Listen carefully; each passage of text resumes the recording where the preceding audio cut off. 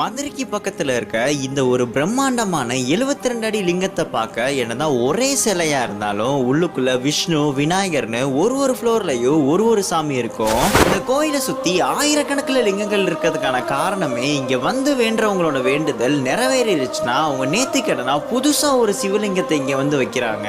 இது அப்படியே காலப்போக்குல 1 கோடி லிங்கமா மாறிடும்னு, அதே நேரத்துல சிவன் அவங்களோட பக்தர்களை கைவிட மாட்டாருன்னு ஒரு பெரிய நம்பிக்கை உருவாகும் தான் இந்த இடத்துக்கு கோடிலிங்கம் கோவில்னு பேர் வந்துச்சுன்னு அங்க இருந்த பூசாரியே சொன்னாரு.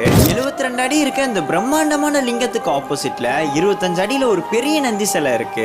இந்த லிங்கத்தை 50 ரூபா கொடுத்து மேல போய் பாத்தீங்கன்னா ஒரு தரமான வியூ உங்களுக்கு கிடைக்கும். அத சொல்ல வார்த்தையே இல்லைங்க. 1008 சின்ன சின்ன லிங்கங்கள் சேர்ந்து ஒரே லிங்கமான மாதிரியான ஒரு பெரிய லிங்கம் இங்க ஒண்ணு இருக்கு.